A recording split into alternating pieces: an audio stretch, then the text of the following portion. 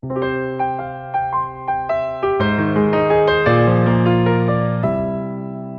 thank you very much. And I'd like to start by thanking FAB for hosting not only this event today, which is the wrap-up of 6 weeks we've been here, Richard, now?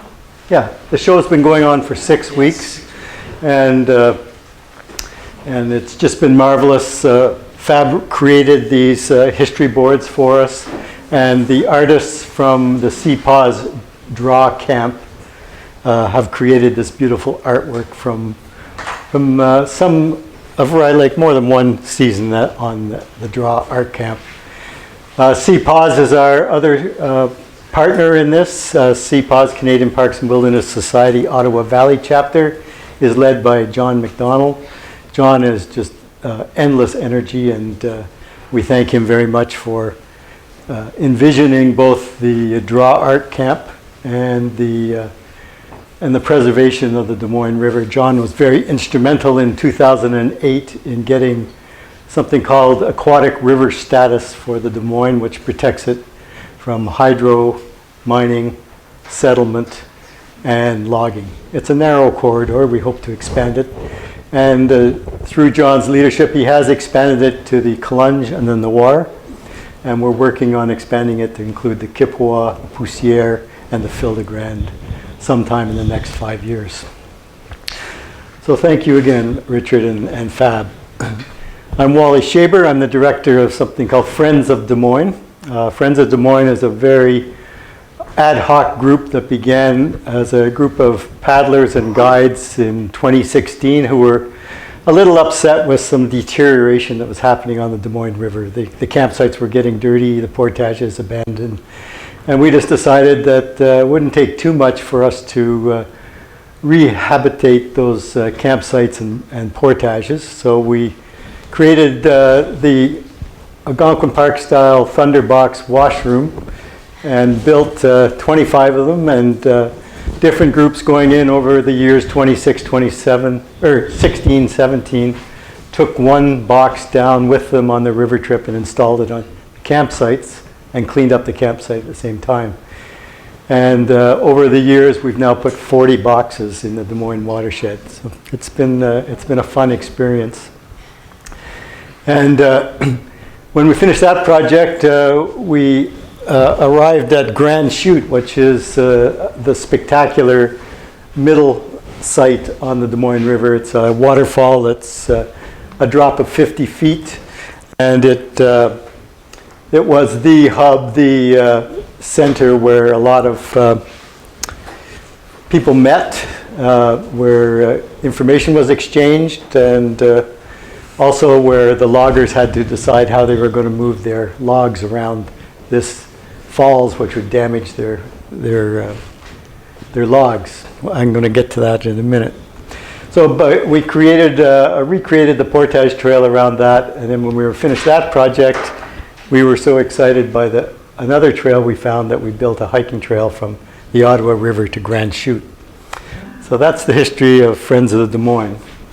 And what I'm going to try to show you today is, I'm not a professional historian. I'm just a enthusiastic observer and reader of history. And I've collected a group of slides which to me helps us discuss the history of the Des Moines. Now, I say discuss because you should these days be very critical, or at least try to find some background about who's telling you the history, because whoever writes the history is usually the victor, or the richest person, or the most verbose person. So it does not mean that it's the correct history, and you have to really get 2 or 3 versions of all this history to understand where all these stories are coming from. So our history, we've gathered it. Europeans, of course, were obsessed with boundaries, with ownership, with writing journals, with writing religious interpretations. And so when you look at the history files of the Des Moines, it's all written in European language and English and French. And the The First Nations, their style was oral. All of their history was oral and passed on orally. All of their boundaries were defined by landscapes that they could accurately picture in their mind and describe to the next person. And a lot of their history, of course, was also passed down in the form of legends, which are really an interpretation of something. It could be interpretation of the Ice Age. It could be an interpretation of boundaries or social norms. But a legend is not necessarily a story to imagine something. It's a story within a story to explain something to future generations. So there's a lot of separation that needs to take place to understand the First Nation history and the European history. But let's give it a go.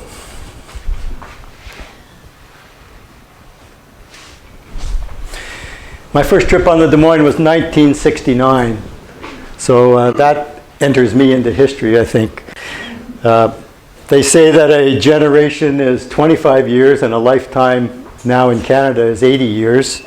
But a lifetime in 1840 was about 40 years.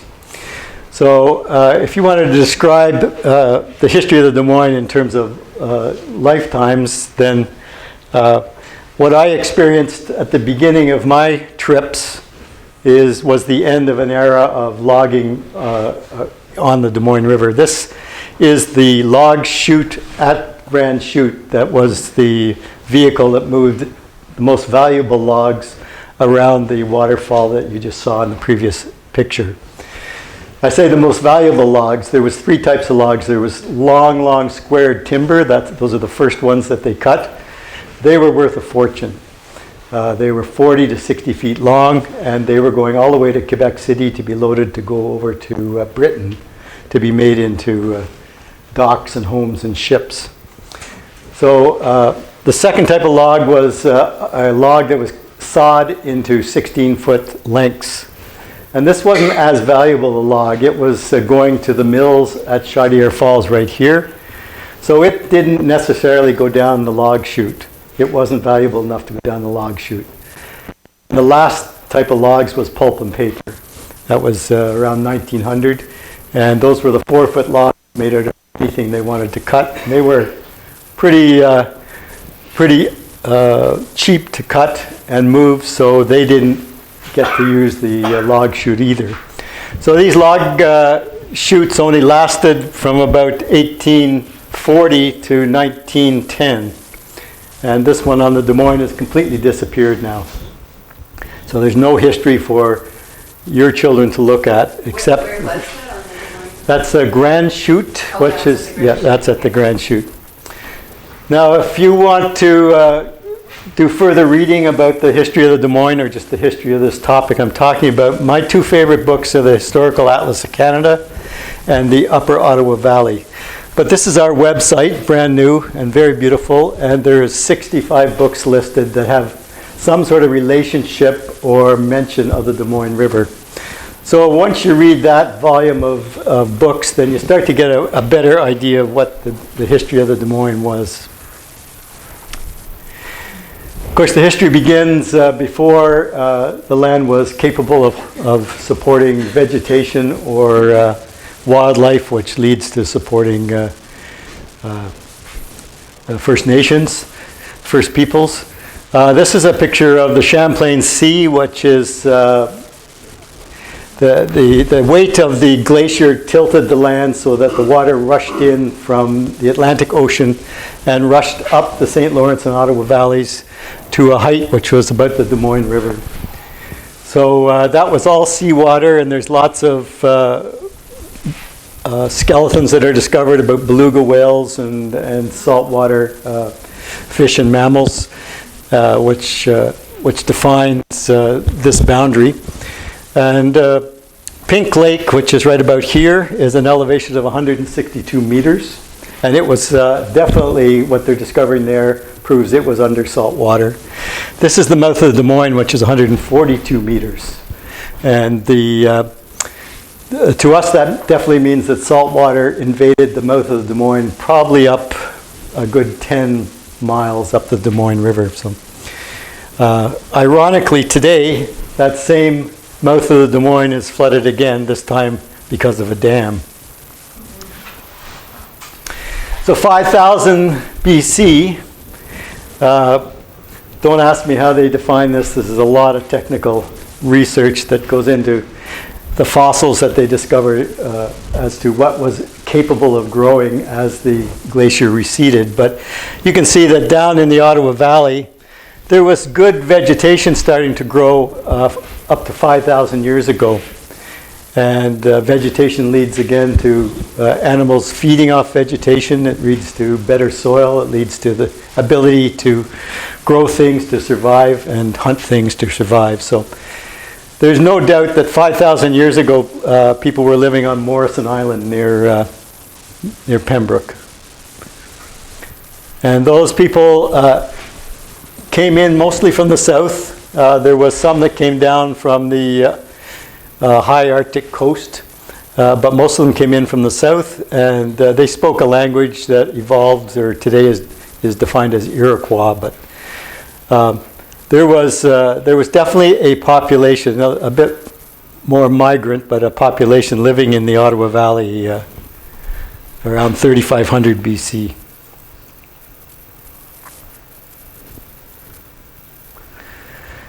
As I said, their definition is Iroquoian, and all of the cultural things that were being found again coming up from the south were the Iroquois people, and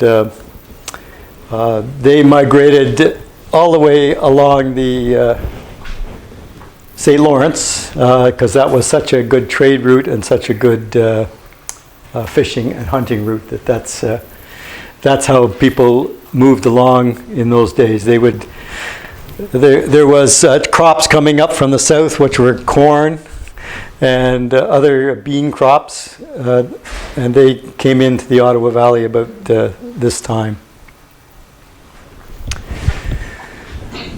When you jump ahead before Europeans, there was 3 language groups in the east. The orange is the Iroquois, and the light green is Algonquin, and the dark green is Beothuk. I think I've actually cropped the slide so you don't see the Beothuk, but the image here shows that there was Algonquin living along the Algonquin is more of a language definition than an actual individual tribe. They're a tribe today, but at that time this is a language. Algonquin, Iroquois was a language as well. The Iroquois had evolved. They were a little more sophisticated in terms of working as a group, as a nation than were the Algonquin speaking people. But the Algonquins definitely lived in the Ottawa Valley, and they migrated through the Ottawa Valley again to populate all the Great Lakes later on.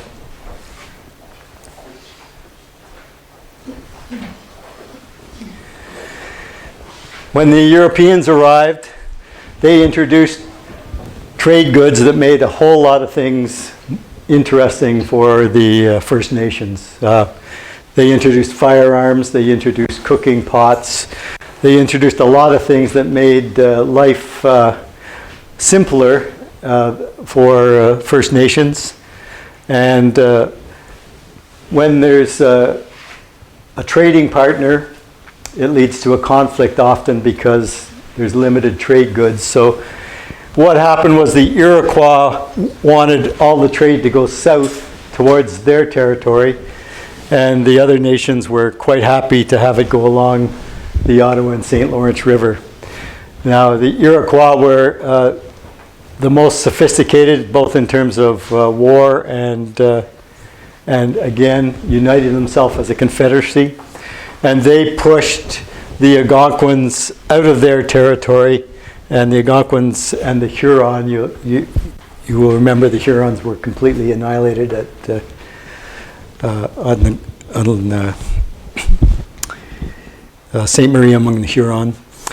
And so the Algonquins dispersed north and east and west until the what they called the Beaver Wars, because the whole war was fought about the beaver trade, until that settled down about 1700.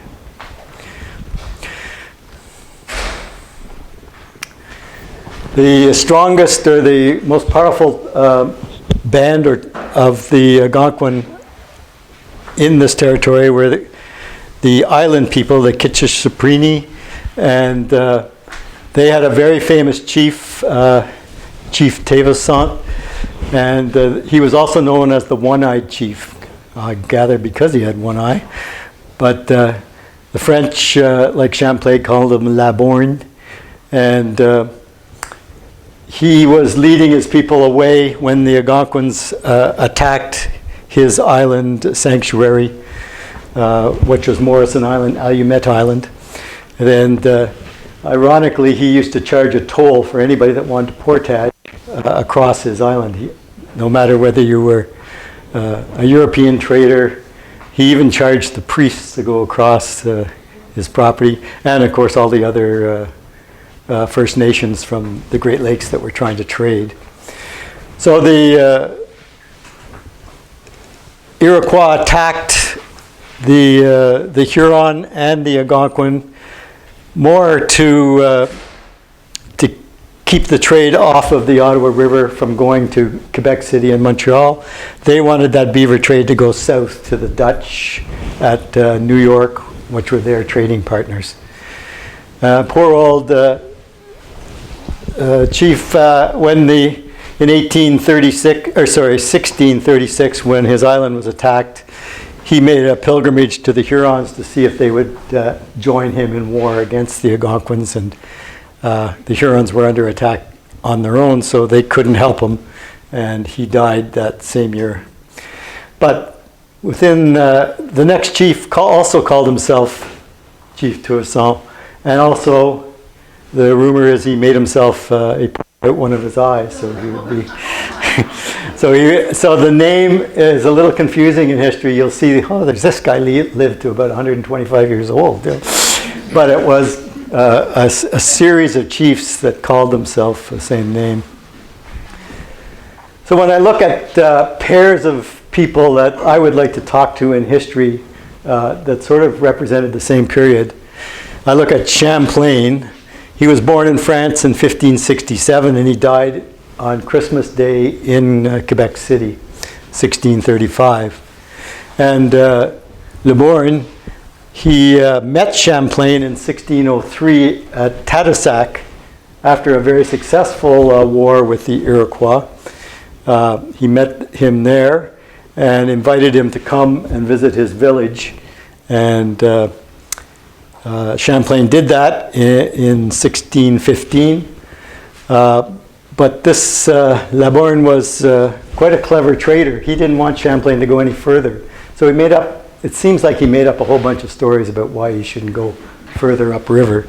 Because if Champlain got to the Great Lakes, Georgian Bay, he would be introduced to another tribe, which would become the middleman between trading in Montreal and trading in the Great Lakes, where right now the Algonquin were that middleman function. So you could see why strategically he didn't want Champlain to go any further.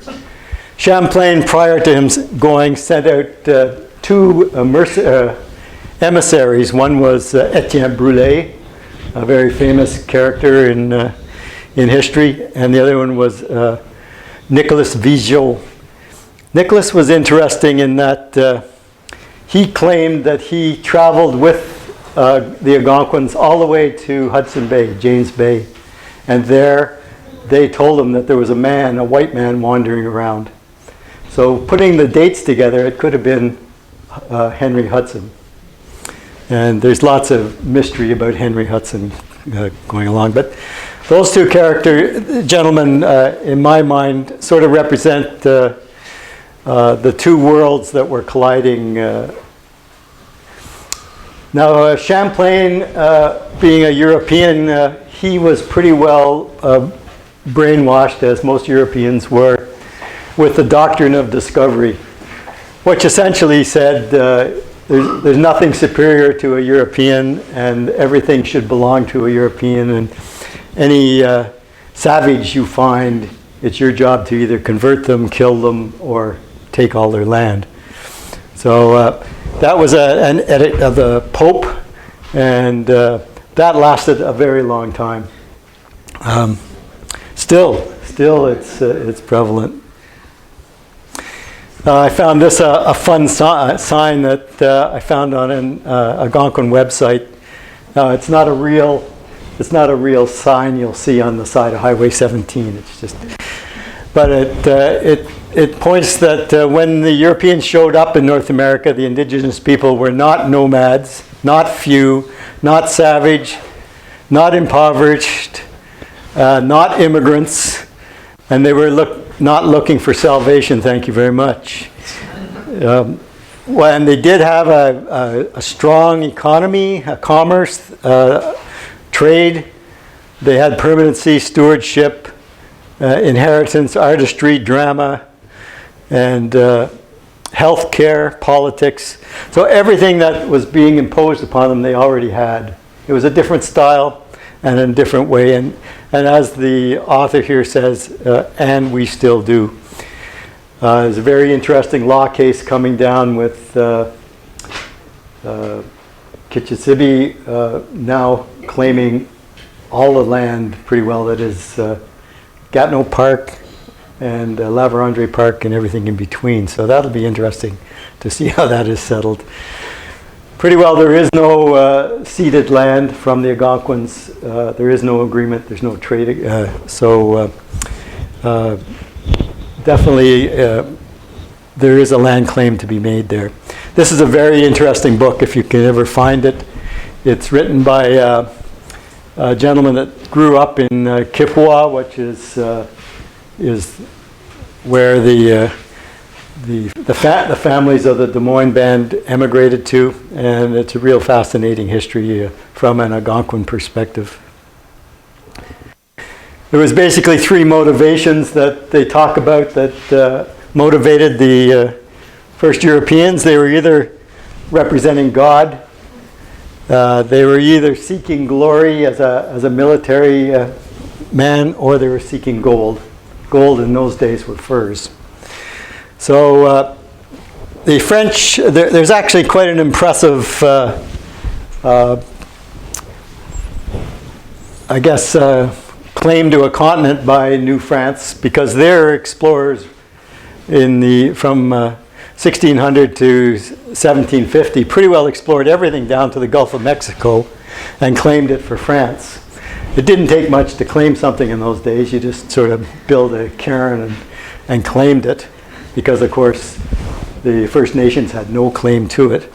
But the French at one time had several territories that they had established fur trading posts, or at least some presence in, by 1745. The Jesuits were the first sect that tried to convert the Algonquins and the Hurons, and they weren't too successful.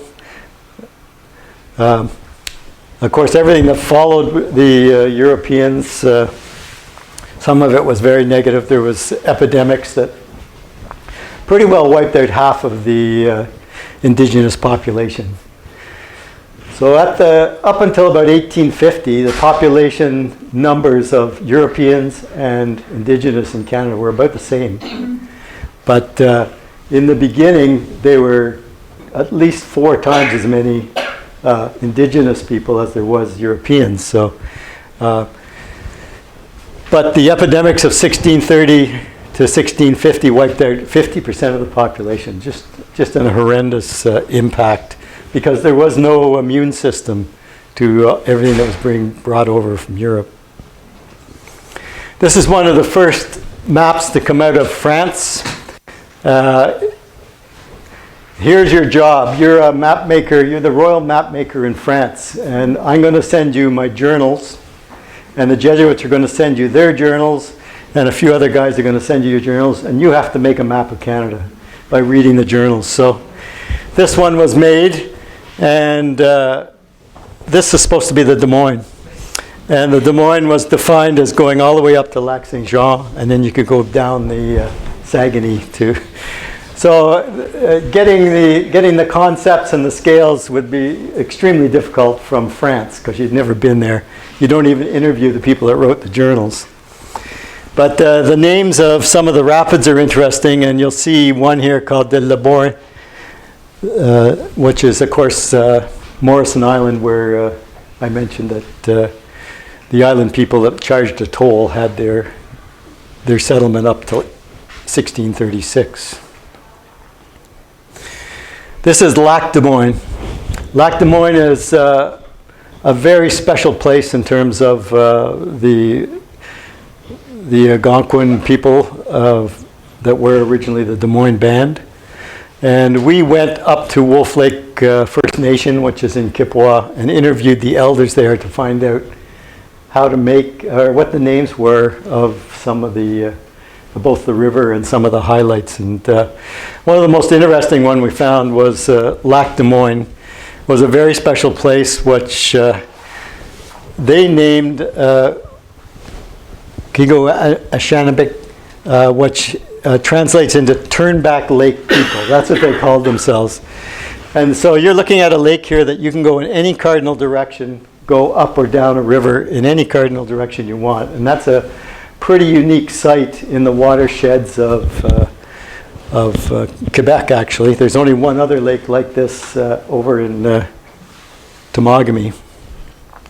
And if you paddle through there, this is one of the major starting points for a Dumoine River trip. If you paddle through there, you'll possibly camp on Quebec Island. Quebec is a family name, of Algonquin family name. You might paddle past the mouth of the Moose River village. This is the Rivière de l'Orignal, which was called the Moose. And there used to be a village of about 50 Algonquins living there. And they did very well. It was a small trading post, but it got completely wiped out by the Spanish flu of 1912. I think 2 people survived. I mentioned there was legends. One of the major characters for the Algonquins was the Whiskey Jack, and he was a dream weaver, and he's supposed to be a very powerful character in their history. He is a very powerful character. And one of the stories about how Lac Dumoine and the Dumoine River was created was that he decided to go hunting for a giant beaver one day, and that giant beaver had a big, there's an island down here, and that was called the Beaver's Lodge. And to get the beaver going, he decided to dig water out so that the water would flow out of the Lac Dumoine, and the water level would go down, and he'd be able to capture the beaver. Well, he did. He got so tired digging the exit, which is now the Dumoine River, that he had a snooze, and of course the beaver got away. And he chased them all the way down the Dumoine, creating all those rapids and falls up and over to Calumet Island. So I like that story better than imagining some slow-moving glacier digging out the Dumoine River. I mentioned that the Algonquin history is told orally, and most of that oral history is told through landmarks or stories. And in 1912, an anthropologist from the University of Chicago, Frank Speck, came along, and he lived up in Temiskaming and Temagami, and he interviewed the elders up there to try to find out how the Dumoine Band existed in their last element of living on the Dumoine. And the elders described to him in great detail about each family having a hunting territory, which was about 1,000 square miles. A family would be maybe 10 to 15 semi-related people, like cousins and things like that, or intermarriage. And so they described 10 families that had hunting territories along the Dumoine, and they described it in great detail as to, you know, what the west boundary was, and the east and the north and the south. So much so that Frank Speck was pretty confident that this was a pretty exacting map of how the Des Moines families defined legal boundary in the 1800s. So that's interesting, but you wouldn't get that unless a guy like Speck related to an elder that had the patience to tell each other the story. The other part of the story was the third generation of priests that tried to convert the Algonquins. First there was the Jesuits, then there was the Capuchins, and then finally there was the Oblates. The Oblates were arrived in the Upper Ottawa Valley about 1838. The difference between them and the other two was that the Jesuits and the Capuchins wanted the Algonquins to come to them at Montreal, where these guys came upriver and established missions beside most of the Hudson Bay posts and started to convert or baptize or marry Algonquin people that wanted to do that. So one of the Hudson Bay posts that was active was on Grand Lake Victoria, which is in the middle of La Vérendrye Park. And the shortcut to that mission was up the Dumoine River. So several times the monks would be guided by Algonquin from the Des Moines Band up the Des Moines River, up through Lac Des Moines to Grand Lake. And when people started to ask the Algonquins, what's the name of that river? They said, well, that's the river the monks travel, Rivière Des Moines. And that's where that name came from. So, which of course got bastardized to Des Moines or Des Moines River. I'm sorry this is a little light for you, but there are 12 reserves or Algonquin bands today. 9 of them are in Quebec. Only 7 of them have reserves. Reserves are very small. And this is the territory that their history and their research of European notes have defined as the Algonquin Nation territory. So it's the watershed, not the Ontario-Quebec border. And the watershed, of course, goes on either side, and that is the territory that today they define as theirs. So if there was a lawsuit or is a lawsuit coming up, that'll be the definition of the Algonquin Nation. So the ancestors of the Des Moines band family that lived on the Des Moines migrated north and ended up at Wolf Lake First Nation in Kippawa, which is one of the only ones that does not have a reserve. This is a neat picture. It's a North canoe. It's the middle size of canoe between the big freighter canoes and the personal canoes that went all through canoe country. It's on Lake Kippawa in 1902. If you go to the Canadian Canoe Museum, you'll see a huge display of birch bark rolls. And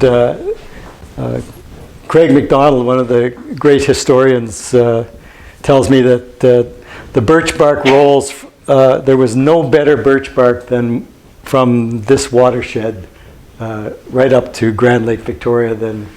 And it was a prime trading item for the traders, especially the Algonquins, to carry. They would also carry it because it's a repair kit, but yeah, more likely that's something that they're going to trade at the. There's not a lot of history that I can point to you and say, hey, that's a sure sign that that's First Nation history. I mean, we're talking something that's 300 years old. It's hard to find. But one of the things that people do find is arrowheads. There's lots of arrowheads found. Most arrowheads are made out of quartz or some very hard stone, but mostly quartz. And I don't know if you've ever been paddling down the Des Moines, but there's a beautiful little waterfall, about a 5-minute hike, just before you get to Shearway Lake, which is one lake above the Des Moines Club. And it's definitely a site that was a quartz mine There was a anthropologist that studied the Des Moines in 1992. La Liberté was his name, and he was not impressed with the age of the history. He's not too interested in anything that pretty well involves Europeans. But he did say this was a spectacular site for obvious mining by the Algonquins for making arrowheads and other items. Here's two other gentlemen that I put together in the history of the Des Moines. Pierre Radisson, born in France, 1635. He died in London in 1710. The other one is Pierre Lemoyne. And for a long time I thought the Des Moines was named after Le Moyne, but that's not the case at all. Lemoyne was born in Ville-Marie, which is now Montreal, 1661 to 1682. And they couldn't be more different. Lemoyne was a professional soldier. And his whole mandate in life was to represent New France and fight any fight that New France wanted. And one of his most famous fights was he led a group of Marines from Montreal to James Bay to capture all the forts that were up there, just the beginning of the Hudson Bay Company. Now, you say, well, maybe that's not too hard. Well, he did it in March. He started out in March, and I think it took him 2 months to get into position, and he captured all the forts and made a career out of recapturing the forts for about 12 years. But he also fought on behalf of France in Newfoundland against the British, all down the sea coast, and he and his brother discovered and set New Orleans. He discovered the mouth of the Mississippi, and together, over 10 years, they created the town of New Orleans. So, Pierre Radisson, I bet you because you watch the Disney version, you know some of the history of him, but he's very interesting. He came to New France as a very young man, was immediately captured by the Mohawks, and he spent about 4 years as a captive of the Mohawks. And if you were a wimp, they eliminated you very quickly. If you were tough and could put up with a few tests that they put in your way, they adopted you. I mean, this was a very common practice to adopt people into the Iroquois family to keep the bloodline strong. So he learned Iroquois, he learned the language, and then he escaped. And he came back, and with his brother, brother-in-law Groseilliers, they decided to become coureur de bois, which means a legal trader, essentially, runner of the woods. But you had to have a license to trade in Canada at the time. But they just packed up their trade goods and went all the way out to Lake Superior. This is very early in the trading process. And they traded over 2 winters, and they came back with so many furs, it took 100 canoes for them to come back to Montreal. And because they had such a large flotilla, they were able to run the Iroquois blockade. The Iroquois didn't attack them. Of course, he didn't get attacked by the Iroquois. He got attacked by the governor of New France, who confiscated all his furs because he didn't have a license. So he said, well, I'll show you guys, he said. He went to Boston and tried to talk some people into opening a fur trading company in James Bay. And that didn't take, so we went to London, and he found some more interesting people who agreed to fund his expedition to discover whether you could set up trading posts in Hudson and James Bay. And eventually that evolved into the Hudson Bay Company getting a charter in 1670. And poor old Pierre Radisson, he was quickly put on the shelf with a small pension. Didn't have much success in the Hudson Bay Company, but in terms of influence, he was a major influence in the history of Canada. Of course, the furs at the time either went to Hudson and James Bay.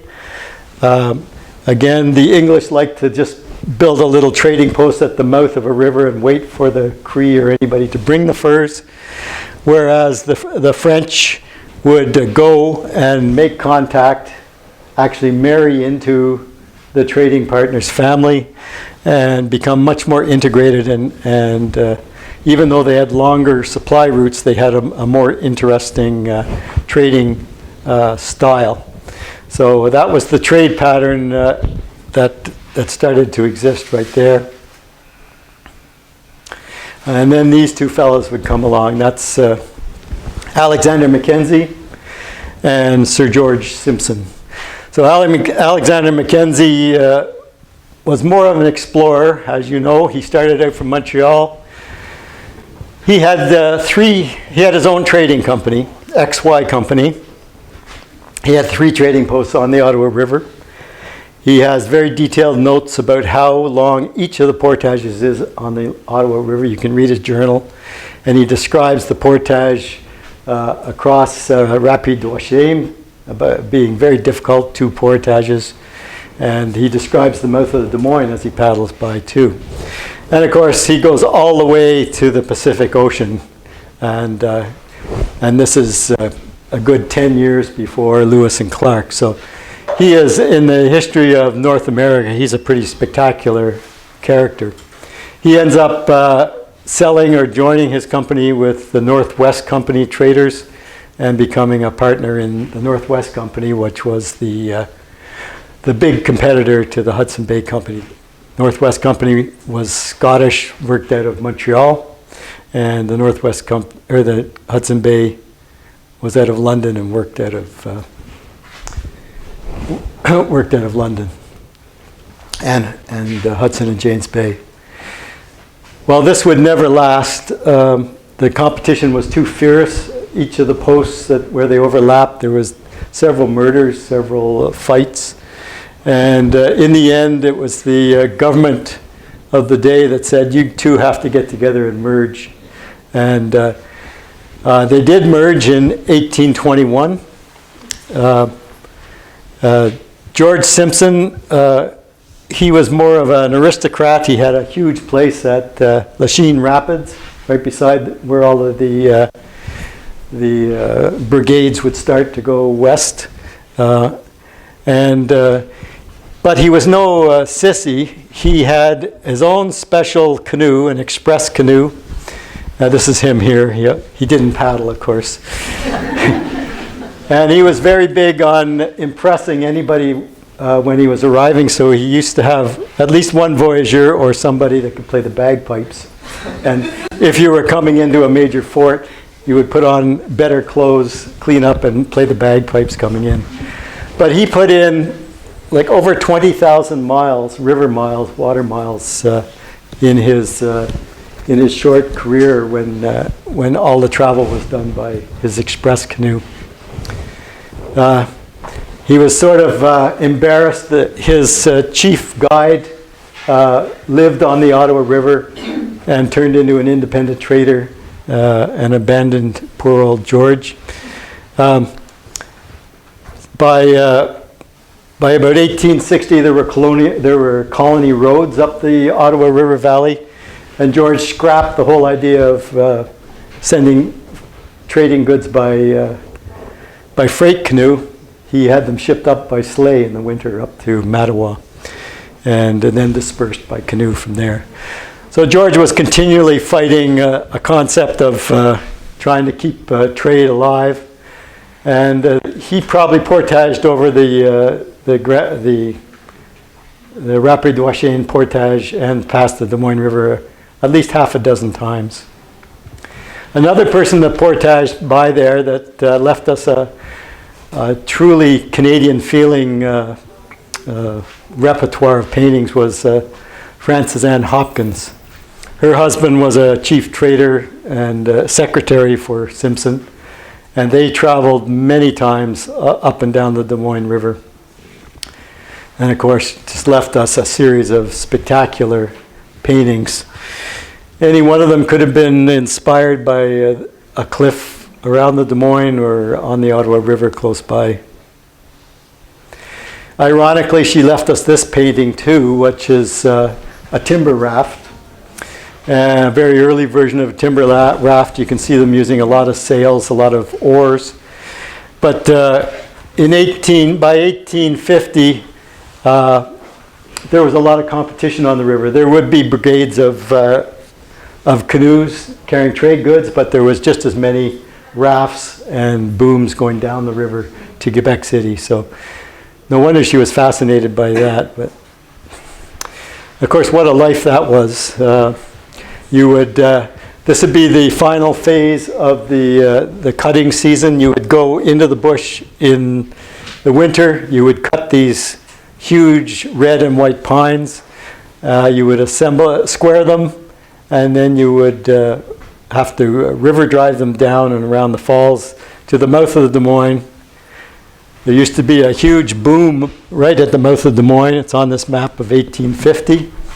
And if you're paddling down the Des Moines and you stop at the last campsite, this ring that held that boom in place in 1850 is still there. So once you know the pieces of the puzzle of the history of the Des Moines, you start to find evidence of this history. And that's, to me, that's one of the really fun ones. We have one of our members, Dan Charbonneau, who is a lovely gentleman, loves history, and he loves to use his metal detector. And he sent me this photo of things that he's found around the mouth of the Des Moines and across the river at Stonecliff. Some of his coins date back to 1800, and he's got sections of pipe, sections of musket, pieces of musket and things like that. So there's no doubt that this history was very strong and very present at the mouth of the Des Moines. Of course, the story of the pipe, you should know. That's how they measured miles, or in pipe stops. And I'm pretty sure that the mouth of the Des Moines would have been a pipe stop for people after they portaged across the portages of Rapid de Swisha. That would be an ideal place to stop for a pipe. This is the oldest map I've found of the mouth of the Des Moines. It's 1830. And it shows only a Indian settlement in 1830. And in 1840, a map would show Hudson Bay Company post. In 1845, Roderick Ryan's farm. He was the first logger to go up the Des Moines. And then Benjamin Sweezy's farm, and then the Dufon farm, which is part of our hiking trail, the start of our hiking trail. Okay, putting two more characters together. Lumber kings and timber barons. A timber baron was that first generation of loggers, the very first guys to go up. All they wanted was the square timber. The only market for their timber was shipping it to the United States or shipping it to the UK. And there was boats bringing immigrants over from the UK, and they were going back empty. And those people wanted to fill the inside of their boat with something that they could trade with. So, as you know, the story is Philemon Wright ran the first raft down and sent the first timbers out. But John Egan was one of the very first timber barons. He was the biggest. He was called Napoleon of the Ottawa Valley. At one time, he employed 3,800 men in his timber camps. And he was at a time where it was boom or bust. If your timber raft didn't make it to Quebec City in time for one of 100 reasons, or if the merchant that was buying your timber just decided not to pay you as much, many reasons you could go bankrupt in one season. And even the biggest of the big, John Egan, he went bankrupt in 1855 and died in 1857. 27 years old? Yeah. Now, a lumber king is somebody that operated during the era of the Chaudière Falls mills. So instead of having to ship all your timber to Quebec City, you could only ship it to Chaudière Falls, where they'd cut it up into lumber and ship it mostly to the United States by this time. So J.R. Booth was born in Eastern Townships in 1827. He died 1925. Yeah, that's a long haul. And he is tied to John Egan because when John Egan went bankrupt, he bought all his timber limits on the Madawaska and throughout Algonquin Park. So for a penny, for a very small price, he bought out John Egan's estate. He also, at the same time, won the bid to build the Parliament buildings. So there you go. You got all the supply of lumber cheap, and you got the best contract in Canada to sell it to. And so he made a fortune, but he was also very instrumental. He was the one that introduced horses rather than oxen into operating in the timber shanties. He was the one that started to use railroads instead of floating logs down the river. Very successful that way, built his own railroad out to Parry Sound. And what we know today as the experimental farm, that was his horse pasture for all the horses he used to use all through his... and of course, he was quite a philanthropist and influencer. He was a multi-millionaire by the time his career was finished. So John Egan, he was a timber baron. He was the one that would want to move only the squared timbers. Well, when you want to move squared timbers past Grand Chute, you don't want them getting stuck in there, making a dam, getting damaged. You want them to go down a nice little timber slide like this.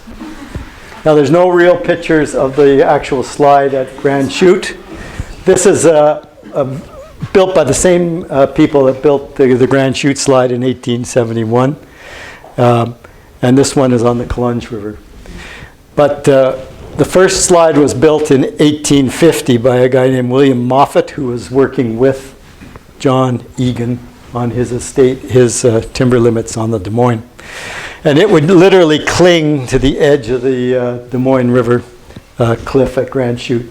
It was 400 meters long, and it would just have enough water floating through it that it could float a 40-foot squared log all the way down to the end. So that would be about 1850, it looked like that.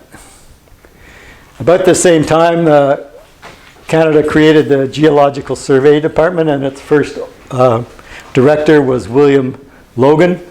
And his first assignment was to do a survey of the Ottawa River in 1845.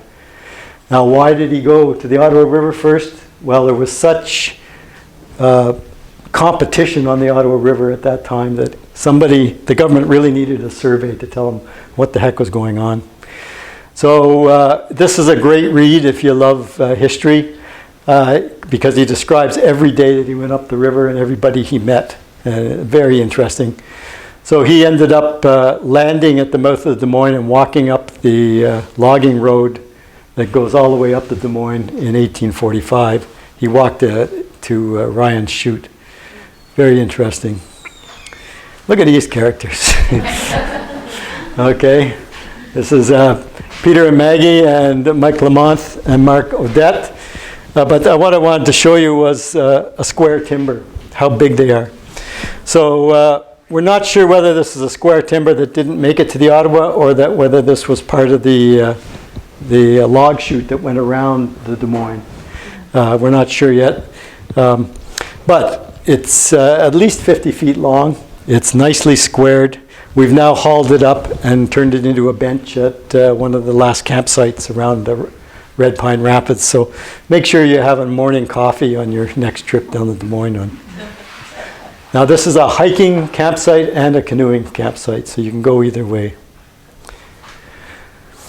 So in 1877, an interesting thing happened. The government said, okay, every log that goes down the river has to have an identification mark on it. And so that was called a timber stamp. Before that, they just used to cut a piece off with an axe and put their own mark, whatever they thought was theirs, on. And in 1877, you had to have a metal stamp made up with some unique symbol that was yours. They were most often just initials, sort of like branding cattle, but it was the same idea. So this map of the timber limits is interesting if you're interested in the names that influenced the current names on the Dumoine River. There's The first people that ran the depot right at the bottom of Lac Des Moines were A. Smith and Fraser, Alexander Fraser, which was taken over by J.R. Booth and E.B. Eddy after these timber barons retired. So that's an interesting name. There's also another, the Hamilton brothers were the biggest operators on the river. They were the ones that created several sites on the river. And there's another name on there, A.J. Grant, who was the first one to start a farm at the Des Moines Club. So these are the names that are on the bottom of the river. I'm sure you can't see them, but Roderick Ryan was the first person to cut at the mouth. You always cut at the easiest timber first. You'd cut at the mouth and you'd work upriver. So Roderick Ryan was the first. Obviously, he sold his first timber lease to E.B. Eddy. Maybe he didn't even have a timber lease in 1840. A lot of these guys just went and cut. They didn't bother about stuff like leases. The Hamilton brothers were the biggest, and Roderick Ryan has moved up here by that time, and this is A.J. Grant Creek, just above the Des Moines River. One of the interesting sites that you might camp at on the Des Moines River is the headwaters, Lac La Forge. This is called Alligator Point by canoeists. Beautiful campsite. But if you walk down to the beach right here and walk into the woods, you'll see two old alligator boats hauled up onto the beach. This is one of the draw artists who's created this picture of one of the alligator wheels. Now, there was an incredible network that was required to support the lumber industry. And what it was a supply train that operated constantly up into the forests of the Des Moines. And the freighters were farmers from Allumette Island and the Ottawa Valley. And there was no cash back in 1850. There was no cash at all except with the lumber barons. So if you had a farm and you said, in May, you said, Wally, I want to plant hay and oats, but I need money. So I would give you the money, and you'd sign a contract that said, okay, on December 1st, you have to deliver 4,000 pounds of oats and hay to my place up here. Well, that's sounded good at the time, but wait till you see what you have to do to get there. And you would have a pair of horses and a sleigh that you made yourself on your farm, and you would have to start from your island, Calumet or Allumette Island, and you'd go up, and every 10 miles there'd be a farm that would host you if you were one of the first ones there that night, and they would give you a place to sleep on the floor near the stove. You had to bring your own tea bag to make tea. It wasn't very glamorous. But there was probably a series of 15 farms that went up to Lac Des Moines. Tell me, Yeah. was there a charge for the horses? That the horses would need hay? And Yeah. Well, so what did they do about the horses? well, the horses paid. You had to pay for your horse and your wherever you wanted to put your sleeping bag down. But there were so many people on the road. There could be 1,000 people, like 500 going up and 500 coming back. There were so many people that if they got clogged up because of a snowstorm or something, there would be no room at these little stopping places. So everybody carried a food box and a buffalo blanket on their sleigh, and some of them had to just pull over and sleep where they were. This is probably the most famous one on the chain of the stopping places on Des Moines. It's called the Medor Inn, and it ran from about 1870 to just burnt down about 1970. But I love this picture. It's an old Model T, and when I was hiking in the woods up in the Des Moines, I found this tire, which is definitely a Model T era tire. So that was a fun tie-in. So what was involved with being a Teamster? Well, it was tough. This is an image painted by Frederick Remington. Frederick Remington was a club member at the Pontiac Club, which is just south of Des Moines. And he left lots of lovely images about hunting all through the Pontiac and Temagami. And this is one of them.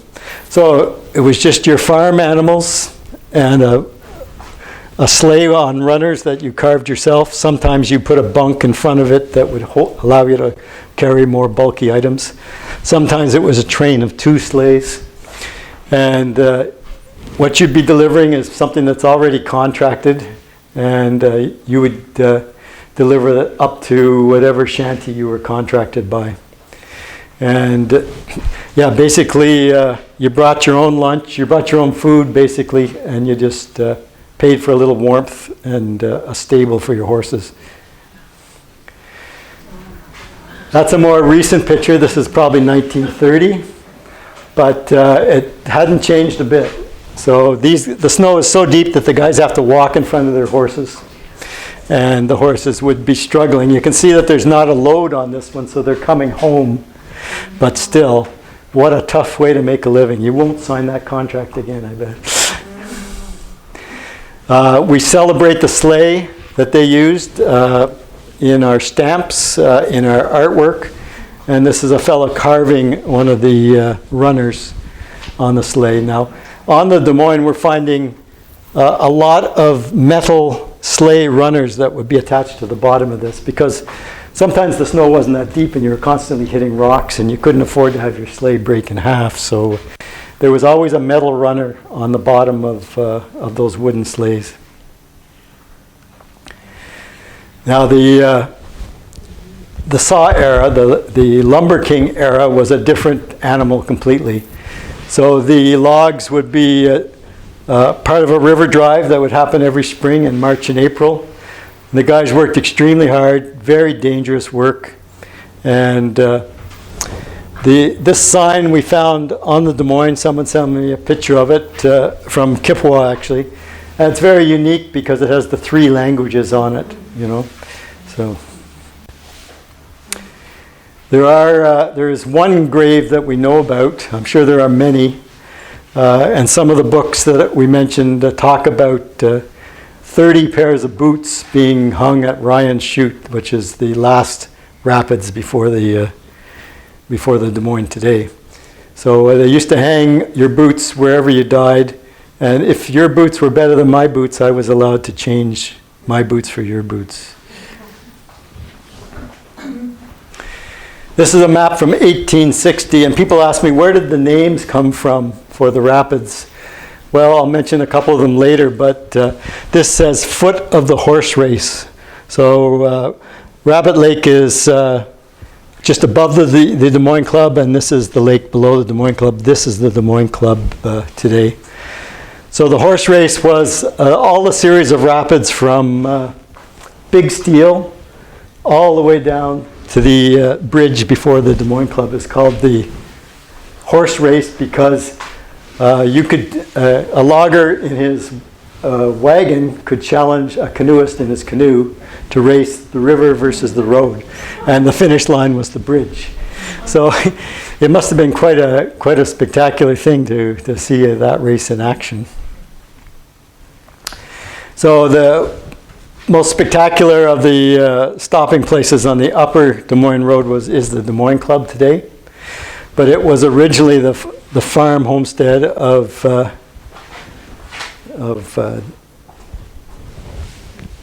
Adelaide, and his wife was a very famous trapper. She actually made more money trapping than she did running the stopping place, or the family run the stopping place.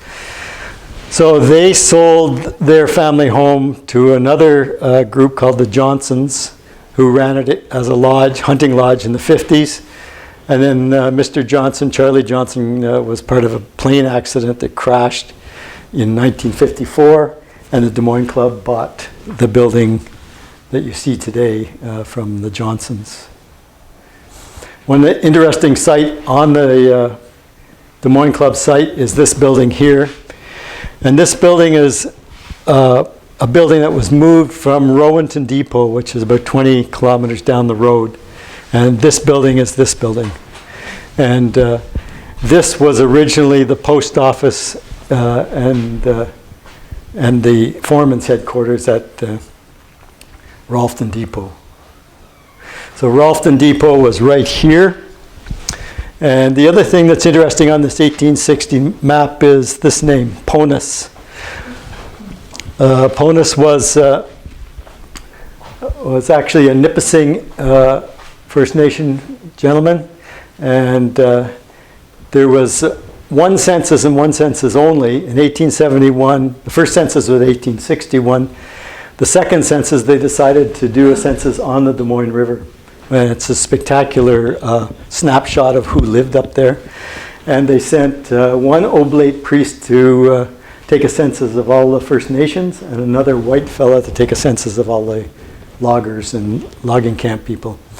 So in the census of 1871, Paul was already deceased, but his widow, Catherine, was still alive, and his son, Michael, is still alive.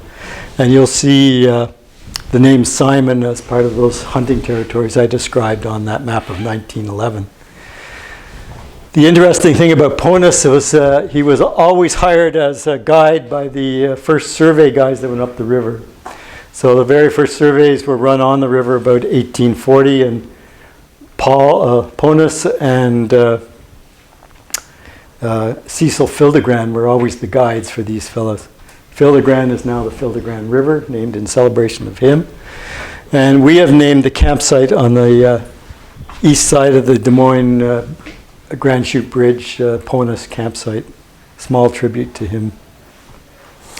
So this depot that was at Rowanton was originally a Hawkesbury Lumber Company depot. It looked like this. It was a very busy, big depot for a long time. Had a sawmill right up to the 1970s when it closed, and they just destroyed all the buildings or moved them. This is a quick snapshot that I think is interesting. It's a snapshot of a church record, and it just lists all the people that were working in the bush at the time at Hawkesbury Depot, which is the one we're just discussing, dying of Spanish flu. So it hit everybody hard. Okay, here's two more characters that tie together in an era of the village development of Rapide Washame. So this is Paul Chevalier and his wife Susan Hudson. Paul was the last chief of the Des Moines band before they dispersed off the river. He's wearing a medal that his great-grandfather was awarded by Queen Victoria in 1812 for fighting in the War of 1812. And Susan Hudson is the daughter of a fur trader from Mattawa. And they moved to the village of Swisha in 1912, and this photo was taken as part of a collection, a very special collection that we've been given about photos of life in 1912 in the village. This lady, Abigail Holt Tate, born in 1835 and died in 1933, so 98 years old. If you go to the Protestant graveyard in Swisha, you can see her grave. She was the youngest daughter of Moses Holt, who moved up with Philemon Wright to help begin Elmer and Hull.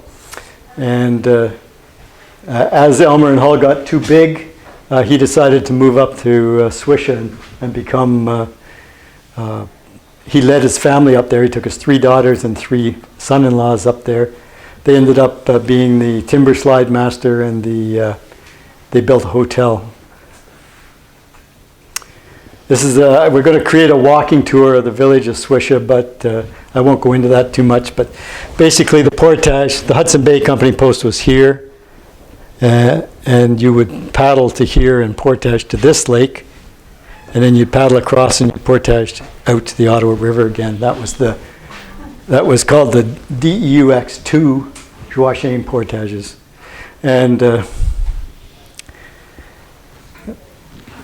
there's a good little joke written in one of the journals of the voyageurs that talk about they were windbound on this lake for 3 days. No, that's impossible, you know. I think they were telling that story to the rookies, and the rookies were all terrified of this lake. So this is an image from a book called Picturesque Canada.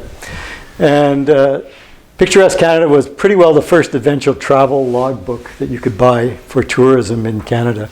It told you how to run the steamboats up to the Ottawa River and where to stay and what to see. And this is the hotel that Abigail Holt and her family built, and it was the most prestigious hotel in the area at the time, 1853. And in Picturesque Canada, the guy describes the view from the Colton Hotel as being the most magnificent in Canada. This is the exact view today of that same thing. So it hasn't changed too much. This, of course, is the headwaters of what they call the Deep River. But this is taken from the site of that hotel. The other thing about the landing site at the steamboat at Joachim was the whole song and story about the Chapeau Boys. So it's one of the most famous folklore songs in the Upper Ottawa Valley. And it talks about taking the steamboat from Pembroke to Ottawa, getting off at de Joachim and walking 16 miles into the first stopping place that night called Reddy's. And the guy says, the singer says, I wanted to stay a week. Well, the reason he wanted to stay a week was he was in love with the daughter of Reddy. And it ended up that he ended up marrying her. And the family grave of the Reddys is still in Swisher. You can see all those graves right there. So these aren't fairy tales that they're writing about. These are actual facts. I mean, walking that gravestone, that graveyard is just like walking through history. So things started to change very quickly as mechanization took over. The first steamboat reached all the way to Pembroke in 1854, and it was continued on to Rapid Joachim that same year. And there was not another steamboat that went beyond Rapid Joachim for another 20 years. So that was sort of the end of the road. The system of steamboats, you change about 6 times going upriver or downriver. You could do the whole trip in 2 days. And you didn't go through the section that the whitewater rafting goes through. You used to go over to a series of lakes to the Muskrat River, the same route that Champlain took, and then back down to Pembroke. But this is a pretty sophisticated, and it was as much for shipping freight and passengers as it was a tourist attraction. This is interesting. This is a train system that was built from Saranac Inn, Lake Placid, all the way to Ottawa, about 1850. Now, of course, it was continued up to Mattawa by 1888. But there's so much connection between both the visual look of the Dumoine River and the visual look of the Adirondacks that I think it was a natural attraction for these people that had camps in Lake Placid to come up to the Des Moines Valley to make their own camps. So that's one of the reasons it happened so early. Wally, do you know who Anne Sisson was? No, that's a good question. Look that up. Name of the steamboat, yeah. I know, but Yeah. I've never known who she was. Yeah, well, we'll look that one up. I'm sure it was some rich influencer. I mentioned that we were gifted a series of photographs that were taken in 1912. These photographs didn't emerge until about 1990 in terms of our possession. But one of these young ladies is Kathleen Marion. Her father was a trapper at Rapid Joachim, and they built the big white hotel that's there at the beginning of as their family home in about 1908. So Marion was gifted a camera, I guess, as a very young woman. She went all around the village taking pictures of people and places. And she took this picture of her sisters going to Pembroke on the last steamer that ran between Swisher and Pembroke in 1912. So you can see that there was 3 or 4 different class structures in the village of Swisha. The Marians were on the richer end of it. The whole Ottawa River was almost one big canal system for almost 80 years, from 1850 to 1930. They kept on pushing this concept, and it was going to save them about a day's travel going this way versus going through the Welland Canal, which I guess was a lot of money at that time. And so they had plans to go around every single rapid on the Ottawa River, including the one at Swisha. And it would have completely changed, obviously.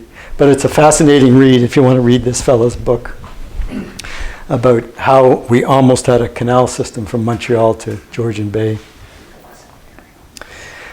The most famous, coming back to my first photo, the most famous site on the Des Moines is Grand Chute.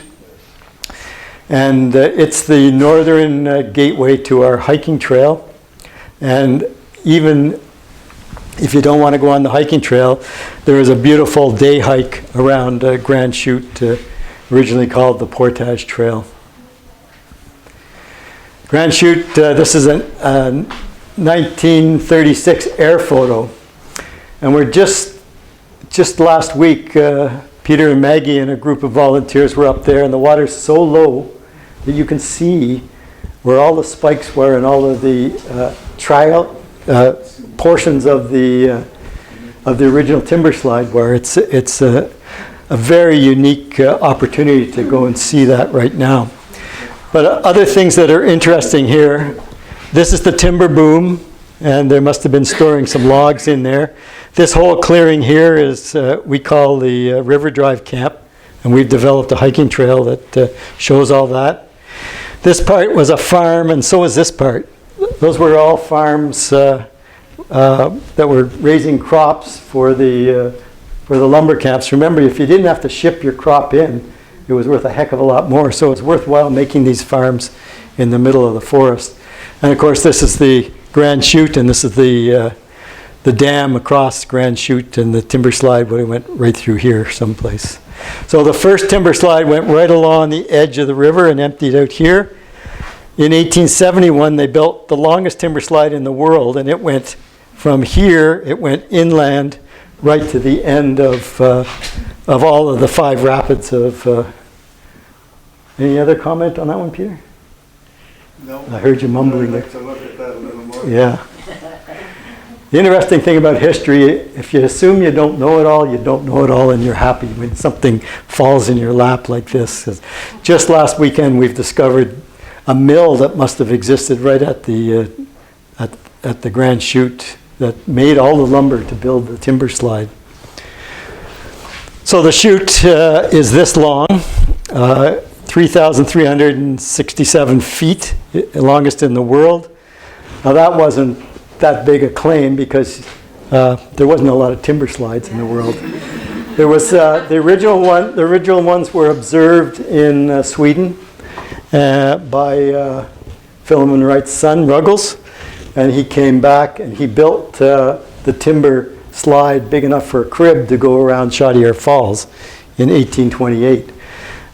So a timber slide and a timber crib slide are two different animals. A timber slide is narrow for one log, and a timber crib is for part of the timber rafts that went down. So this is a timber slide. This is our camp, and that's the path of the timber slide. You could easily spend a day or 2 or 3 hiking around just this area. This is a pointer boat being moved by horses. We have dedicated our whole trail to horses because so many of them worked on the Des Moines. This is our symbol for the trail markers, and there was just thousands of them in the camps. And this is a portage actually on the Petawawa River, but some of the old timers told us that this is how they used to move boats as well on the Des Moines at Grand Chute. So this is not, remember there are no photos of the Grand Chute slide. This is one that was in Algonquin Park, but pretty well essentially the same thing. So they were maybe 4 feet wide with 4 feet high sides and maybe a foot of water running down them. And this is what the the exit at the bottom of the rapids would look like. Well, just recently, one of our members discovered an article, a 1905 article in the Rod and Gun Club Canada magazine called Shooting the Chute. And it describes this guy. I don't know if it's true or not, but he says his guide said, "Oh, we can run the rapids in the chute." And it's just a beautiful written description of this guy saying, "Oh, well, if we can do it, we can do it." And of course, it's terrifying. They almost flipped out of the chute a couple of times. And he says, when we got here, the distance between the end of the chute and the water was like 5 feet. And when they hit the water so hard, the canoe burst. So it's a writer's privilege to enhance like that. But it's a great read. Yeah, if you get a chance to read it, please do. The other thing that's so special about the Des Moines is how the heck did they build this timber slide? Well, this is how they drove these spikes, which held the base of the timbers along the edge of the cliff. It was a manual swinging of a big sledge while some brave guy held the held the diamond drill, and every time a hammer hit the diamond drill, he had to turn it a quarter turn. And they would drill a hole that would be maybe 12 inches deep, and then these spikes would go into it, and the timber would sit on that and maybe be held by a nut and a bolt to hold the frame of the timbers in place. Peter, these are two of the spikes right just above where the first one ended. I think I know that. Yeah. Recognize the curve of them all. The other mechanization, I talked about the steamboats only coming to Swisha from 1854 to 1877, and then they decided to build another series all the way to Lake Temiskaming. So the Kippawa, interesting spelling, was built to go from the top of Swisha Island to the bottom of El Capitan Rapids. This is a very famous rapids that's now underwater. They're all underwater now because of the dam. But look at that. Wouldn't you love to run down that? This is the Portage Trail. There used to be a wagon road, so you'd get off the steamer here and you'd walk across with your luggage and get on a new steamer at the other end. It wasn't an easy trip. They might have had a couple of wagons to help you. The train arrived in 1888 all the way to Mattawa, and that completely changed life. Before that, you had the choice of either paddling up the river or going along the colonial road called the Mattawa-Petawawa Road, built in the 1860s. Pointer boats, that's a beautiful boat invented in Pembroke by the Coburn family, and they came in any size from, we have one at the Des Moines Grand Chute cabin that's probably 14 feet, and this one's probably 24 feet. So depending on the size of river you were using them on, the boat would vary. The first known canoe trip was run by Camp Keewaydin out of Temagami in 1910. And they would use Algonquin guides from Mattawa that worked on the river as river drive gentlemen in the spring, and they would be guides in the summer for Camp Keewaydin. That's birch bark canoes, and the other guy is poling, so that's pretty good technique. The scourge of the forest industry was fire, and the forest industry was always big on creating cooperatives, so they created one cooperative to move logs down the river from the tributaries, and they made this cooperative, Ottawa River Forest Protection Association Limited, in 1912 to build fire towers all the way up the Des Moines and report back that there was a fire burning at point X, and then the rangers would come in and fight the forest fire. So in 1912, it was called Des Moines South and Des Moines North, and there was forest rangers that would walk up the road we now call the Tote Road Trail, our hiking trail, and they would go to their separate fire towers and work all summer there. There was a series of telegraph lines that went all through the trees from each of the fire towers all the way down to this base, who would again report it to wherever the rangers were based that would have to go in and fight it. This is a picture of the same trail today, and we encourage you to take a boat trip across or a paddle. It's very easy. It's a 2-kilometer paddle, and then you can hike up to Grand Chute and back, or you can hike up and paddle back. Either one is a fantastic trip. So when you brought the railroad and all those people that lived in Lake Placid, they love hunting and fishing. Well, and they were called themselves gentlemen. The guides called them sports. And that wasn't a polite word.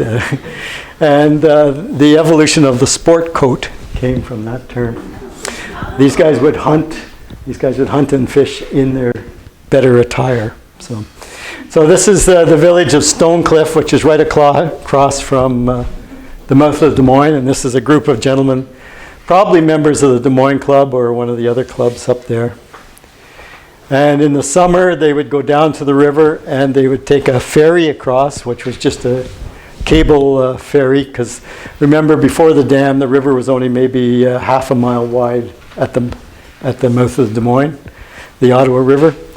And in the winter, the locals would mark a safe passage across the ice with Christmas trees or evergreen trees, and then they would keep that the traffic on there iced so that it was a safe passage to go across.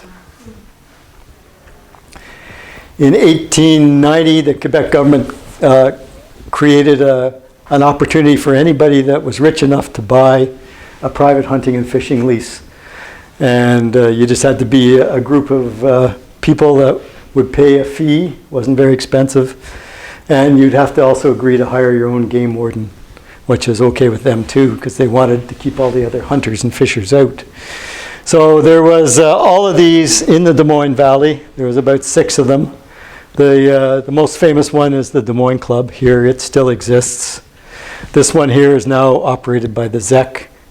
None of them have that territory associated with them, but around the turn of the century, when the Des Moines Club was created, this was a very acceptable way. It's still accepted along a lot of rivers in New Brunswick and the North Shore. Lake Aberdeen would be. Yeah, Aberdeen Club would be one of those two. Yeah, very famous. The last river drive on the Des Moines was 1961. By that time, logging trucks had been developed that could carry it. Remember, the logs were evolving into pulp and paper logs, no more of the really big ones. So this is an actual picture of 1961 winter, like February or March, in front of the Des Moines Club. And you can see a road marked by these trees, and this truck would be crazy enough to drive out there and dump those logs, getting ready for the spring drive. This is a picture from 1961 too. It's the rapids going into Robinson Lake, and these guys are pretty good paddlers. They're doing some nice cross draws and pries to go through the rapids. And that's a nice looking pointer boat, probably about 16 feet long. Were they completely symmetrical? Yes, they were They symmetrical. go either direction Yeah. without... Yeah, they were completely symmetrical, and when outboard motors came in, they cut the ends off them, made them into square backs, and put the motor on the back.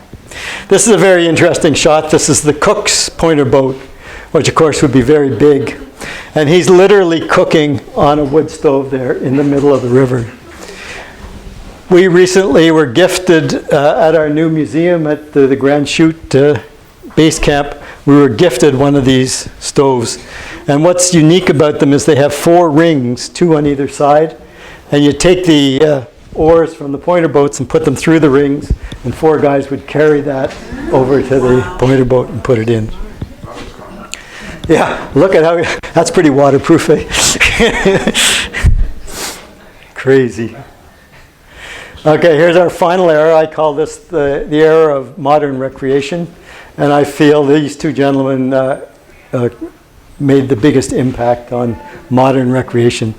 Ron Bowes, the pilot that flew into all the people into the Dumoine Watershed from about 1969 to 2003. And our local Bill Mason, who influenced more people to have the courage to try whitewater canoeing than anybody else I know. So these are the gentlemen to me that influenced recreational activity on the Des Moines the most. Ron arrived there in 1968, and his company, Bradley Air Service, had the contract to do air patrols for forest firefighting. So once they started to do air patrols to look for the smoke for the fires, they made all of these fire towers redundant. So Ron became the transition between forest rangers in fire towers and modern forest firefighting techniques. There was one plane and one plane only that took everybody into the Des Moines, CFODA. And if you were privileged enough to have one or more flights with him, it was a memory of a lifetime. In the Des Moines Valley, of course, Ron would have customers that were hunters and fishers. There's very big fishing activities in the spring and hunting in the fall. Friends of Des Moines, we're more interested in promoting self-propelled travel. And this can be both flatwater paddling and whitewater paddling, hiking and skiing. So the history of creating guidebooks or guide information for people going down the Des Moines, I wrote this one in 1982. And I only did it for guides because we would be describing, well, you know, that second rapid between the third and fourth, there was no description, so we started to create names for all of the rapids that didn't have names.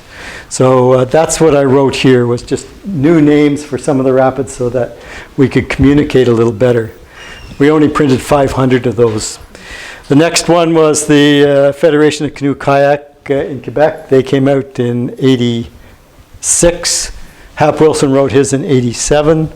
And then he reprinted it as a three-river thing in 1992. And I did this map in 2000. And this is our hiking trail map, which you can purchase today. We did this one in 2016. Tamarack Magazine is a magazine of the Mackenzie High School in Deep River. It has an amazing collection of interviews with seniors about their memories of the Ottawa Valley. And they also ran their own canoe trips from about 1968, and they still run them today, I believe. This is the system that took over when René Lévesque was elected. Many things changed. Things like Quebec Hydro came in. There was no privatization anymore.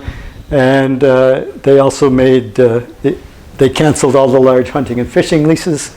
And in the best areas, they created a program called ZEX, Zone Économique de Conservation. So they promoted recreation in the best forest areas in Quebec. Unfortunately, their motivation or leadership is more familiar with the needs of hunters and fishers and ATV travelers and snowmobilers than the needs of self-propelled people. So that's why we sort of felt we had to create a counterbalance to this. But I looked up some interesting statistics. So snowmobiling in Quebec brings in $3 billion annually. Hunting brings in $3 million. 300 million. Fishing, 4.9 billion. And they don't really have a category except they call it adventure travel, which is very large, but it's 16 billion in Quebec. But if you look at the organization, the lobby organization for these three, it's very strong. If you look at it for this, it's all fragmented and not organized at all. So interesting with our discussion with the United States right now. More people stayed home, and we had the largest Canadian tourism ever in Canada. So the future of needing places like the Des Moines is very important.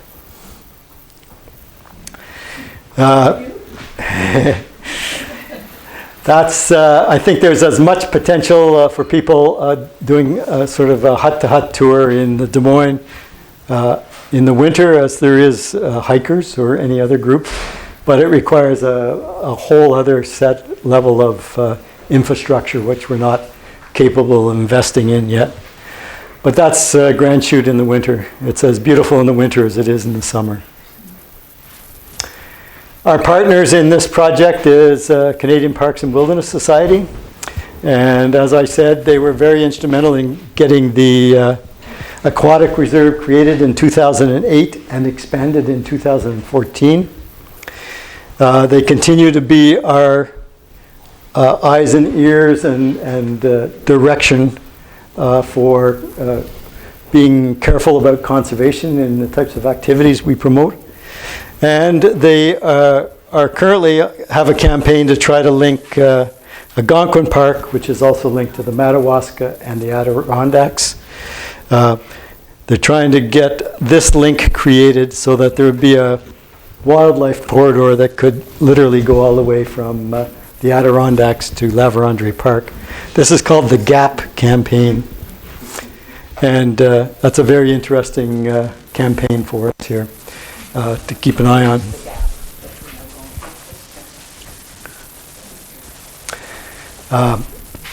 I think there's so many exciting things yet to be discovered as, for example, taking inventory of the oldest of the old-growth forests. This is a yellow birch, which is probably 150 years old, and if you stayed at Red Pine campsite, you probably are familiar with this tree, which is easily 150 years old as well. So there's all sorts of things we don't know that we need to discover yet, and we're anxious to do so. I want to end on this note. The Dumoine Watershed, traditionally it's a presentation before you start talking that we're on unceded traditional ancestral land of the Algonquin and Anishinaabeg First Nation. There's no doubt that with the history that we know, that the Des Moines Band, which is now the Wolf Lake First Nation, part of the Wolf Lake First Nation, has been stewards of the Des Moines for a long time. Well, what does this mean to you? Does it mean anything? Can you affect it at all? In 2016, just when I sold Trailhead, the Algonquins from Wolf Lake First Nation tried to establish an outfitting business in Swisha. They put these traditional signs up. They had a beautiful ceremony to open it up with hoop dancers, and it was very special. And I was sitting there observing it, but I was unwilling to participate, really, or they were unwilling to welcome me to participate. I could have told them how to run this business. I'd run it for 40 years, and it could have been successful. So they moved the whole fleet down here, and they had this is lovely Chief Harry St. Denis, whose concept it was. And they were not accepted by the local community. They were not accepted by the paddling community. And they were not accepted by the competing shuttle drivers. Everybody was afraid of what, I don't know, but afraid. And I didn't understand the concept behind it as much as I do today. If you want to apply for a reserve, you have to prove that you are still occupying the land that your ancestors came from. So this involves traveling through the land, teaching about the land, and working on the land to get some sort of income. So this was an amazing opportunity for them to create a business that could have employed anybody, white or First Nation, but also to have a presence there. These are the sign as you enter the village. Nanabush, if you remember my lecture, was the trickster. So they had a nice Nanabush cafe and a bunch of other things, but the concept lacked knowing what the paddler really wanted, which is cheap things. In 2016, they put up campsite signs and portage signs, which upset me. I didn't need another campsite sign or portage sign. I knew where they all are, but I didn't understand the concept that this is them saying this is First Nation Wolf Lake land. That's what the sign meant, not that Wally needs help guiding himself down the river. So I just didn't understand the concept, but today I do, and I hope that they're going to make another attempt at this, and I hope that we will welcome them with open arms and figure out how we can help make it happen as both paddlers and people. So I conclude inviting you to become part of Friends of Des Moines. All you have to do is visit this website. Tells everything I was talking about today, plus it shows you how you can be a volunteer, how you can be a member, how you can donate. And our mission again is just to be that voice, that counterbalance, where it says there's a lot of people that appreciate the Des Moines the way it is for self-propelled travel, wilderness travel, and we'd like to help keep it that way. And whenever we see conflicts, we want to represent that voice at the table. So this is a picture of Robinson Lake, a fleet of canoes going down Robinson Lake, which is the middle point below Grand Chute. And I certainly thank you for your attention and welcome your questions or participation.